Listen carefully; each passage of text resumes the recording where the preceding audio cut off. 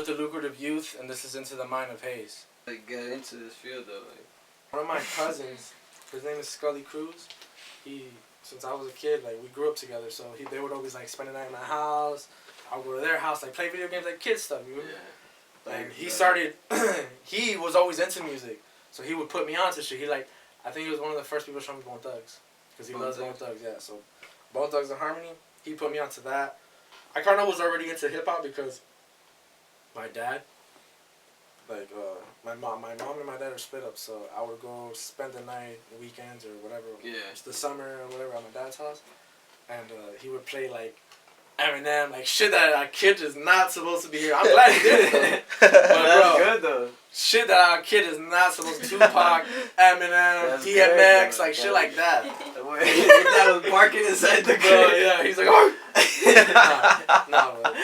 Bro, all that shit that kids are like, I feel like they shouldn't, but they should, especially because I feel like at this point,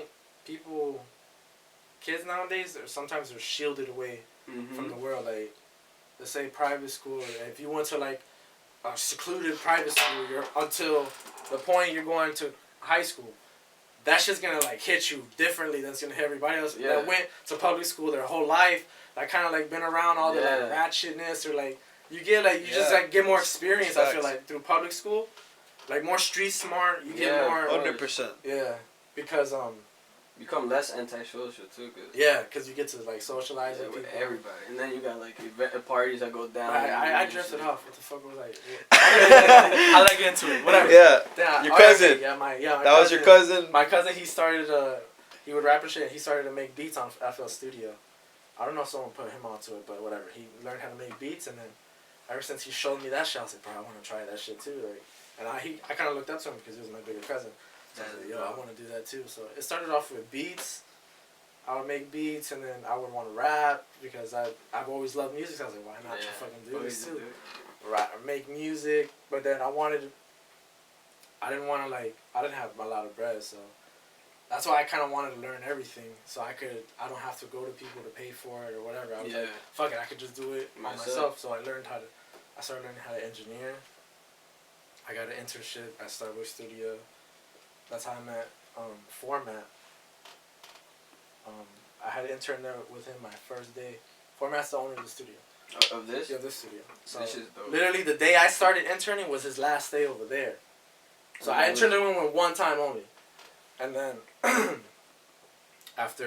when he opened this shit up, he asked me, yo, you want to come work over here? I was like, hell yeah. That's dope. Like, he gave me an opportunity too to level up in a sense. Who do you have better chemical, like chemistry? Like, what work ethic do you see like in someone who's out there like really killing it? Like, you could see like that you worked like with. progress, or like someone who you've seen progress in over the years. Progress over the years. Like local people I worked with. Yeah. Or wherever you want to go, bro. Could be in Israel. I like working with Tunde a lot because we like, you know what I mean. I met Tunde through Casey. Yeah, through Carrie. I don't know if you guys know who Casey is? Casey. K. Charles. K. Charles, yeah. Fuck, K. Charles snaps. Yeah. Well, I met him through K. Charles because me and K. Charles were like, I met him and Cheddar like 786 and Starboy. I was working at Starboy Studios engineering, and then when he came in, he just like, I forgot, he did a song called Run It. I don't know if you ever heard like Run It, but whatever. It was a good song. Like as soon as they came in, I knew like them boys were about it. You know what I mean? That's what I'm saying. You could tell like he came in, he had the shit ready, dropped it, mixed it, whatever, and it came out actually sounded good, and I actually liked that. I was like, yeah, I fuck with these people. Yeah. I guess off of that, they fucked with me and kept. So for years, I've been engineering, mixing like most of all of 786's stuff, and I met Tunde one time. Carrie and him did a song together. Congratulations. That was like I think one of the first songs we did together. I heard that. Yeah, and then from there, me and Tunde just kept working. So I seen Tunde's growth because they showed me him a while back. I forgot. Carrie had showed me, oh, this is my homie Tunde. Oh, he's dope, whatever. And I never really like gravitated towards it. You know, I never paid attention to it. But then when Tunde got in the studio and he dropped his verse, I'm like, yo, like he has his own like sound. Like I feel like he doesn't emulate too much of what's going on. He uses auto tune and shit like that, but he took shit and created his own sound with it. Yeah. A lot of people just like completely bite, Completely. flow, or like they wanna, bro. I've had clients, bro. Literally, they'll say like, "Make me sound like this. Make me sound like Make me sound like Travis. No, straight up. Make me sound like Travis. Make me sound like Lil Uzi. What? You get me? And then they'll do the song with their same flow and like even like kind of like change the pitch of their voice to sound more like it on some crazy shit. It's like what? and bro, and it's not even me. It's like even like sometimes there's been times that their boys are in the room. They're like, bro, you sound too much like, and they know it. Like everybody can see that shit, bro. So yeah, Tunde, KC, 786, all of them. No, From around here. Yeah, they're dope. So no, yeah, you just want to talk about the amount of effort that you'll put towards a project in specific, or like. No, but basically, I put the amount of effort the artist puts into the project. Like, some people, I get it. Like, when it comes to money, they don't have it or they can't pay it. But at the end of the day, anything that you do, you have to invest into it. Yep. So if you want to be an artist, if you want to be a producer, you gotta invest time. If you want to be an artist, you can't record yourself and mix yourself. Some people can, but you get me. The average musician or whatever vocalist can't do that. So they have to find the right engineer to work with, and sometimes that costs some money. But it's an investment. I see it as an investment. So I put as much effort as the artist. Not even towards, you get me. I don't want to say it's about money because it's not about the money. But at the end of the day, if I say, look, I think this needs to be mixed a little more, it's not ready yet, and they're like, and they take my advice, they're like, yeah, you're right. I think we could, whatever, or I'm gonna trust you, bro, whatever. Some people don't do that. They're just like, yo, mix that shit in 30 minutes and write out, bounce that shit out, and they drop it on SoundCloud, which is fine because it works for some people doesn't. So it really depends on the artist. On their sound too. So like, if they sound good on it always depends on like the energy they give towards what you could, because at the end of the day, where I've been doing this so long that you could just tell the people that are serious, you can tell the people that are not serious, that are just here like to waste money. Let's go, them and boys patch up on a couple $100 and like, yo, let's go to the studio and come in fucked up and just drop a verse to a freestyle. Be like, I don't want to work with people like that because like they're not in for the long hard. They're not trying to whatever like better themselves.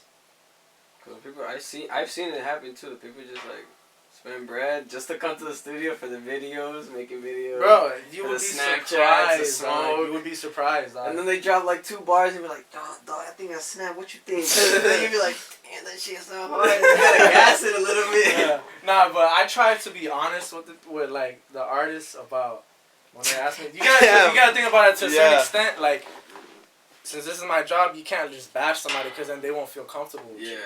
Like, they'll be like, damn, dog, he thinks I'm whack. And then he's like, I don't want to throw off the vibe. So I'll be like, I'll just be like, look, bro, it's straight, but do it again or put more effort. So I try to coach them a little bit. Put more emphasis or whatever it is. Because a lot of people just like, they don't even believe in themselves. So they're just like, they just want that approval. And then that could just take them to the next level.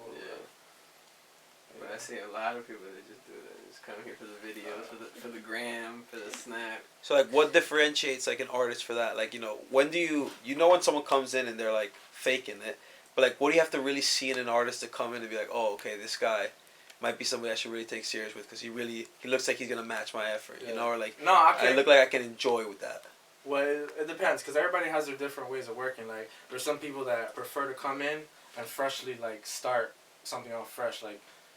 As far as like writing it in the studio or freestyling some shit and then going off that, doing references and going off the references and writing to it. So it really depends, I guess, on the music, but also if like someone comes in and they got their fucking. I've had like clients I worked with. They come in, they knock their verse out in fucking 2 takes. You get me?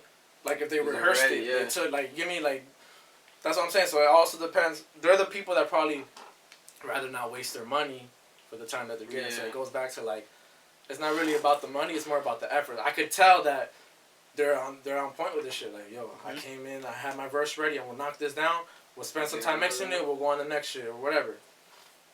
But then I forgot the original question. What the fuck was the original question? Then, like, how can you sort of tell, someone comes in, like, and then you're like, okay, I'm gonna take this cat serious. Like, yo, like, we could work together. Like, I don't know, you just get a different vibe to like someone who's a clown. Yeah, and another thing is, like, since I worked with a bunch of people that you get me already that are on some playful type shit that just rather come in with their boys, they'll come in fucking 20 deep, 15 deep, hot as fuck, sweat in the studio, like, and then like. With one blunt and shit, like 20 deep, one blunt, damn, rotating around and like flexing and shit. Like, bro, we see that and like there's even some people like, bro, like I get you gotta play the role of being a rapper to a certain extent, but like you want to know if your rapper's broke, you ask their engineer, cause at the end of the day they know. Like, yo, there's some people that like to, yo, man, could you do this or mix this for this price? When I give me. As long as that's one thing about it. I set my price from the get-go, and you give me, if you're happy with it, you're happy with it. If not, we won't work together. It's fine. Go to the next player. I'm not going to be hurt about it. Yeah. It's just like you know if you want to be serious, then let's be serious. I got to put it up front because people try taking advantage, but you'll be surprised at a lot of slick motherfuckers out. Is there anybody else who, like, you really think you'd want to work with? You know, like, somebody you haven't worked with yet.